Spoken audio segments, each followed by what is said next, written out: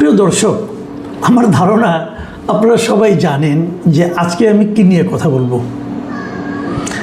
এটা আসলে এটা নিয়ে আলোচনা করাটা একটু বিব্রতকর, একটু লজ্জাজনকও বটে। কারণ আমি জানি আমার এই অনুষ্ঠানটা, এই আলোচনাগুলো পরিবার নিয়ে সবাই শুনেন, যে কারণে পরিবারের সবার সঙ্গে বসে এটা শোনাটা হয়তো অনেকের জন্য বিব্রতকর মনে হতে পারে। কিন্তু আমি বলবো এই কারণে যে আমি সাধারণত এই ধরনের কথা বলতে চাই না, কিন্তু বলবো এই কারণে যে ঘটনার কেন্দ্রে যারা আছেন তারা আমাদের রাষ্ট্রের, দেশ কিভাবে চলবে, আমার আপনার ভাগ্য কিভাবে নির্ধারিত হবে, আমাদের জন্য নতুন কি আইন তৈরি হবে, এই সমস্ত কাজের দায়িত্বপ্রাপ্ত ব্যক্তি। এত গুরু দায়িত্ব যারা দেশ চালাচ্ছেন, তাদের প্রকৃত চেহারাটা কেমন, এটা নিয়ে যদি আলোচনা আমরা না করি, যত কুৎসিত তাদের চেহারা হোক না কেন, আমি মনে করি এটা আমাদের সামনে একবার আসা দরকার। আপনারা বুঝতেই পারছেন, সাতক্ষীরা 4 আসনের এমপি গাজী নজরুল ইসলাম, ওনাকে নিয়ে কথা বলতে চাচ্ছি। ওনার বেশ কয়েকটা ভিডিও সোশ্যাল মিডিয়ায় এরই মধ্যে মোটামুটি ভাইরাল, মোটামুটি না ভালোই ভাইরাল হয়েছে। ফেসবুক খুললেই এগুলি দেখা যায় যে একটা খুবই কম বয়সী একটা নারীকে নিয়ে উনি আপত্তিকর ভঙ্গিতে নানা রকম কাজকর্ম করছেন। যাক, এগুলো নিয়ে আমি ডিটেলে যাচ্ছি না। তো সবাই আপনারা দেখেছেন, এবং এটা নিয়ে আমিও দেখেছি। আমার কাছে একজন পাঠিয়েছিল আজকের থেকে 2 দিন আগে।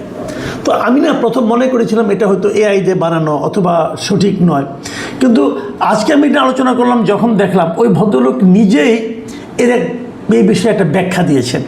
উনি একটা বিবৃতি দিয়েছেন, সেই বিবৃতিতে বলেছেন এই মেয়েটাকে, এই ভদ্রমহিলাকে উনি বিয়ে করেছেন, এবং উনি বিয়ে করেছেন কবে? জুন মাসের, এবছরের জুন মাসের 17 তারিখে। এবং উনি এটাও বলেছেন ওনার যিনি প্রথম স্ত্রী আছেন মাকসুদা ইসলাম, তার অনুমতি নিয়েই উনি এই বিয়েটা করেছেন।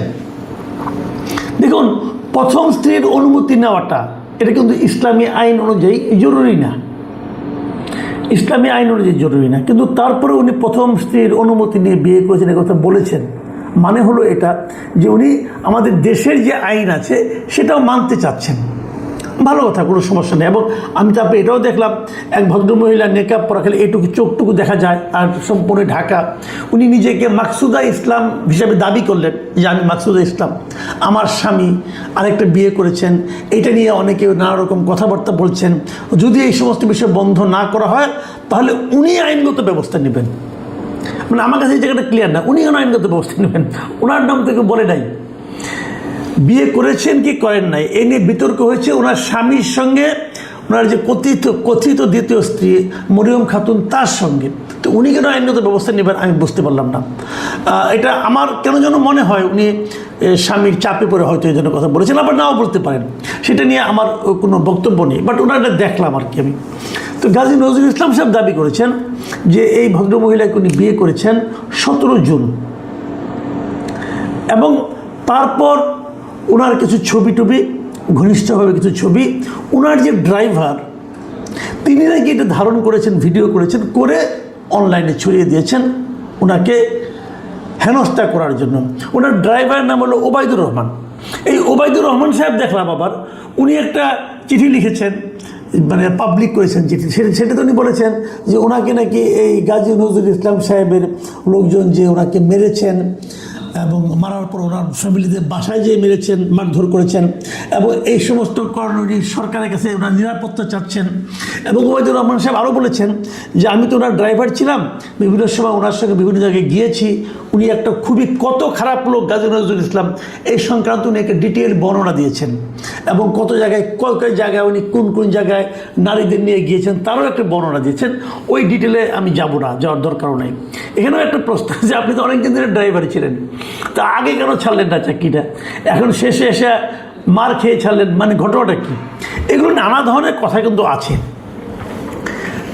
মজার ব্যাপার হলো উনি 17 তারিখে বিয়ে করেছেন। আরেকটা জিনিস আমরা দেখলাম যে এই যে ভদ্রমহিলা মরিয়ম খাতুন, যিনি ওনার দ্বিতীয় স্ত্রী, এই ভদ্রমহিলার জন্ম হলো 2008 সালের 25শে মে। সেই হিসেবে এই বছরের 25শে মে ওনার 18 বছর পূর্ণ হয়েছে। মের 25 তারিখে 18 পূর্ণ হয়েছে, জুন মাসের 17 তারিখে গাজী নজরুল ইসলাম ওনাকে বিয়ে করেছেন বলে দাবি করেছেন। তার মানে আইনগতভাবে আপনি আটকাতে পারবেন না, 18 পরেই ওনার বিয়ে হয়েছে যদি সত্যি হয়ে থাকে। ইন্টারেস্টিং হলো যে এই 17 জুন উনি বিয়ে করেছেন, তার ঠিক 5 দিন পর 22শে জুন তারিখে গাজী নজরুল ইসলাম সাহেব এই মরিয়ম খাতুনের একটা বায়োডাটা, সেখানে উনি একটা সুপারিশ করেছেন, ওনার সিল, ওনার স্বাক্ষর সহ। সেই সুপারিশ উনি লিখেছেন যে ওনাকে মানে জোর দাবি জানাচ্ছে ওনাকে চাকরিটা দেওয়া, একটা কাজ দেওয়ার জন্য আর কি, এই ব্যাপারটা গুরুত্বের সঙ্গে বিবেচনার জন্য মানে উনি সুপারিশ করেছেন। এবং এই যে বায়োডাটাটা আছে, সেই বায়োডাটাতে মরিয়ম খাতুন নিজেকে দাবি করেছেন যে উনি আনম্যারিড, মানে অবিবাহিত। তাহলে বিয়ের 5 দিন পর একটা বায়োডাটা যেখানে ওনাকে অবিবাহিত হিসেবে দাবি করা হয়েছে, সেখানে গাজী নজরুল ইসলাম আবার চাকরির জন্য সুপারিশ করেছেন। বিষয়টা একটু কেমন হয়ে গেল না? 5 দিন আগে বিয়ে করছেন না ভাই, 5 দিন পরে উনি তাকে চাকরির জন্য সুপারিশ করতেছেন এবং সেখানে লেখা ওটা অবিবাহিত। হিসাবটা কিন্তু মেলে না ঠিক। তারপর আরেকটা কথা, 22 তারিখে যেদিন উনি সুপারিশটা করলেন তখন কিন্তু তার বউ হয়ে যাবে, স্ত্রী হয়ে যাওয়ার কথা। তো উনি এসএসসি পাস মাত্র, এসএসসি পাস, সায়েন্স থেকে এসএসসি পাস, তার জন্য উনি কি চাকরির সুপারিশ করেছেন এটা কিন্তু আমার কাছে ক্লিয়ার না। এসএসসি পাস একটা মেয়ে কি চাকরি করতে পারে? আয়ার চাকরি করতে পারে, অফিসের পিওনের চাকরি করতে পারে, এছাড়া কি চাকরি করবে? আপনি এসএসসি পাসকে আর কি চাকরি দেবেন? যত বড় সুপারিশে আসুক না কেন, চাকরি তো দেবেন আপনি, কি চাকরি দেবেন আপনি? তাহলে নিজের স্ত্রীকে এরকম ছোট একটা পদে চাকরির জন্য এমপি সাহেব সুপারিশ করলেন, এই ব্যাখ্যাটা কি আপনাদের কাছে গ্রহণযোগ্য মনে হচ্ছে? এটা যেমন প্রশ্ন, তখন আরেকটা আশঙ্কার কথা এখানে আসে বিপরীতে। সেটা হলো যে তাহলে কি ঘটনাটা অন্যভাবে ঘটেছিল, যে চাকরি দেওয়ার প্রলোভন দেখিয়ে ওনাকে ব্যবহার করেছেন উনি? দেখেন, এই ব্যবহার করার কথা যখন উঠলো, আমি আরেকটা ভিডিও পেলাম। সেই ভিডিওতে শুরুতে ওইটা 2টো ভিডিও পেয়েছি একই ঘটনার ধারাবাহিকভাবে। প্রথমে দেখা গেল কি যে একটা লোক দরজা খুলে ভেতরে ঢুকছে, ঢোকার পর দেখছেন ওখানে দাঁড়িয়ে এই গাজী নজরুল ইসলাম সাহেব, উনি এমপি, এবং উনি কিন্তু মুক্তিযোদ্ধা, আবার জামাতের মুক্তিযোদ্ধা এমপি, উনি বীর মুক্তিযোদ্ধা বলতে হবে, সরি, কারণ আমাদের কিন্তু আইন আছে মুক্তিযোদ্ধাদের আপনাকে বীর মুক্তিযোদ্ধা বলতে হবে। তো আমাদের এই বীর মুক্তিযোদ্ধা সাহেব উনি ফোনে কথা বলছেন, একটু দূরে ঘরের আরেকটা কর্নারে একটা মেয়ে দাঁড়িয়ে আছেন, প্রায় একই রকম পোশাক, হলুদ রঙের। তো এখানে যে কয়েকটা লোক ঢুকলো, ঢুকে তারপরে পরের ভিডিওতে দেখলাম যে ওই মেয়েটাকে জিজ্ঞাসা করা হচ্ছে তোমার নাম কি? মেয়েটা নাম বলতে চাচ্ছে না কিছুক্ষণ, তারপরে হঠাৎ করে মেয়েটি বললো যে আমার নাম মাহিয়া, মরিয়ম না কিন্তু মাহিয়া বললেন। কিন্তু আমি বুঝতে পারলাম না এটা কি সেই মেয়েটা। বয়স মনে হলো আরও কম, মানে এই 17-18 বছর বয়স মনে হলো না আমার কাছে মনে হলো 14-15-16 বেশি হবে না বোধহয়, যা হতেও পারে, অনেকে ছোট দেখায়, হতেও পারে। তো মেয়েটাকে ওরা বারবার জিজ্ঞাসা করছিল মা তোমার নাম বলো, যারা প্রশ্ন করছিল তারা তাকে মা বাবা এরকম সম্বোধনই করছিল। মেয়েটা বললো তার নাম মাহিয়া, এবং এক পর্যায়ে দেখলাম মেয়েটা অনেকটা কোনো ধরনের জড়তা ছাড়াই বলতেছে আগে ভিডিওটা ডিলিট করেন, আর আপনাদেরকে নাম বললেই কে না বললেই কে, আপনারা তো এটা নিয়ে ঝামেলা করবেন, মানে এমনভাবে মেয়েটা কথার উত্তর দিচ্ছিল, আমার কাছে মনে হচ্ছিল যে এই ধরনের ঘটনার সঙ্গে এই মেয়েটা পরিচিত, নতুন কিছু নয়। ভিডিওটা আপনারা পাবেন।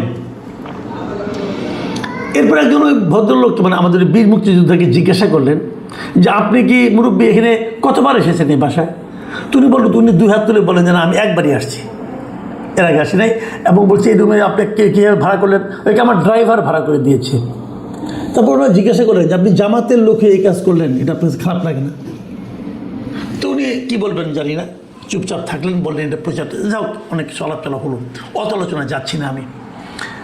তাহলে আমার প্রশ্ন হলো, এইটাই কি সেই মেয়েটা, ওনার স্ত্রী? অথবা যদি স্ত্রী না হয় তখন তো এমপি সাহেব বলতে পারতেন যে উনি আমার স্ত্রী, তার মানে তখনও তার স্ত্রী হয়নি। এটা কি আগের ভিডিও নাকি ওই ভিডিওটার অন্য একটা পার্ট, এটা অন্য ঘর, অন্য বিছানা? তাহলে উনি কে আসলে? যদি ওনার বর্তমান এই যে মরিয়মই হয়ে থাকে, তো উনি তো নিজের নাম বলেন মাহিয়া, মরিয়ম তো বলেননি, তাহলে এই ঘটনাটা কি? তার মানে উনি কি এই ধরনের কাজ প্রায়ই করেন? উনি কি এই ধরনের কাজ করতে অভ্যস্ত? দেখুন, নারী পুরুষের সম্পর্ক কার সঙ্গে কী সম্পর্ক থাকবে এটা তার ব্যাপার। পৃথিবীতে অনেক কিছুই ঘটে যা আমরা জানি না, মাথাও ঘামাই না, কিন্তু এটা নিয়ে আমরা ঘামাচ্ছি কেন? মাথায় ঘামাচ্ছি এই কারণে, উনি একজন জনপ্রতিনিধি। উনি কিন্তু সাতক্ষীরা 4 নির্বাচনী এলাকার জনগণকে প্রতিনিধিত্ব করেন। উনি একজন আইন প্রণেতা। আমার দেশ কীভাবে চলবে না চলবে এই সমস্ত যে আইনগুলি হয়, সে আইনের প্রণয়নের ক্ষেত্রে উনি ভূমিকা রাখেন। উনি দেশের অত্যন্ত গুরুত্বপূর্ণ এবং সম্মানিত একজন ব্যক্তি। এই ধরনের গুরুত্বপূর্ণ ব্যক্তির যদি এ ধরনের আচরণ হয়, তাহলে জাতি হিসাবে, এদেশের জনগণ হিসাবে আমরা কি ভাবব? দেখুন, যখন আপনি পাবলিক ফিগার হয়ে যাবেন না, তখন আপনাকে সতর্ক হতে হবে। কারণ মানুষ তো পাবলিক ফিগারকে অনুসরণ করে। আপনি সাতক্ষীরা 4 মানুষের কথা ভাবেন, তাদের কাছে তো অনুকরণীয় ব্যক্তি এই লোকটা। তারা তো এমপি সাহেবকে অনুসরণ করতে চায়। এমপি সাহেবের কাছে তারা কী শিখছে? তারা এমপি সাহেবের আচরণে, চরিত্রের কি নমুনা দেখতেছে।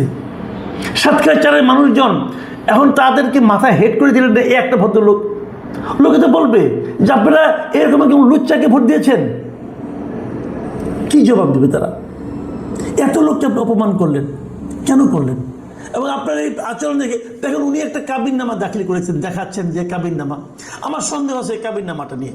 আমি অনুরোধ করব যে এই কাবিননামাটা যে কাজী সাহেব সিগনেচার করেছেন এবং কোথাকার কাজী সাহেব, তাদের নিয়ে আপনি চেক করে দেখেন। আমার কেন যেন সন্দেহ হচ্ছে এই কাবিননামাটা তড়িঘড়ি করে এই এই ভিডিওটা ছাড়ার পর বানানো হয়েছে। অনেক কাজী সাহেব এগুলো করেন, কিন্তু পুরোনো ডেটে দিয়ে করেন এগুলো। এটা ইমিডিয়েট চেক করা উচিত, এটা ফরেন্সিক করা উচিত আমি মনে করি। আসেন এবার একটু রাজনীতি নিয়ে কথা বলি।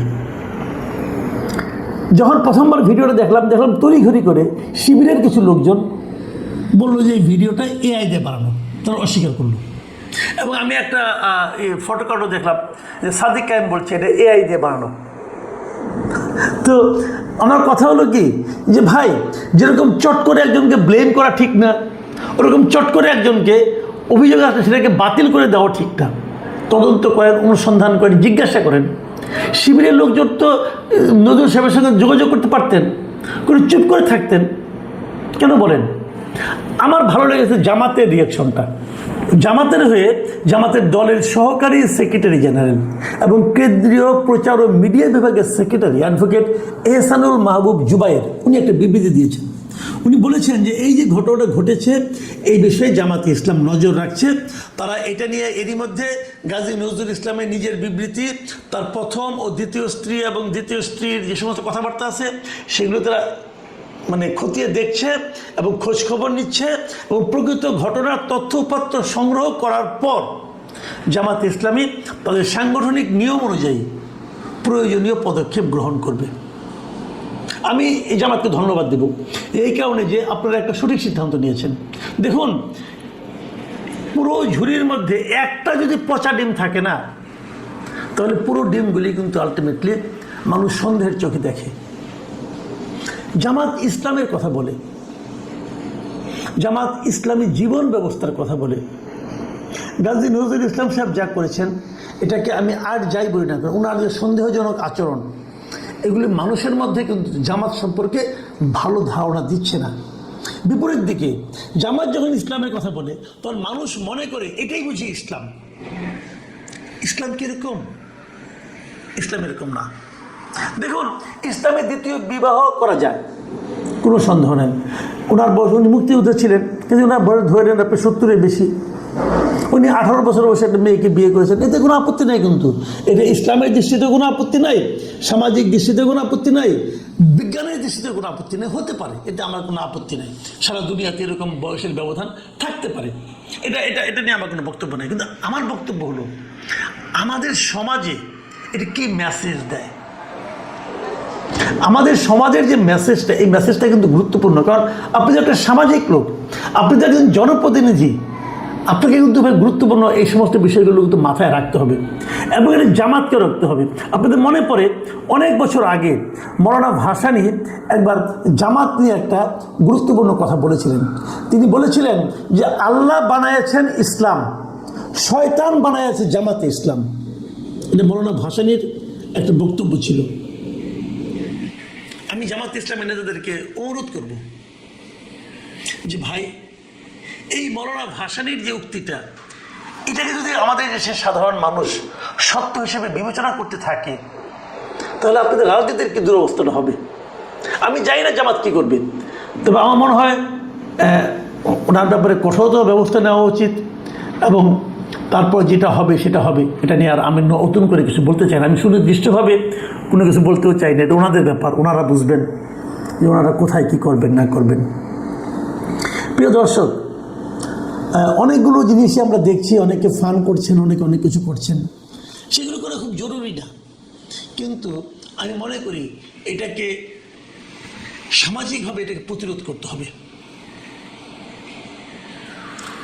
জামাত, তাকে উদ্যোগটা দিতে হবে জামাতকে, নতুবা জনগণ যে ফান করবে এটা কিন্তু আলটিমেটলি জামাতের গায়ে যেও লাগবে। প্রিয় দর্শক, এখন এ পর্যন্তই। আল্লাহ হাফিজ।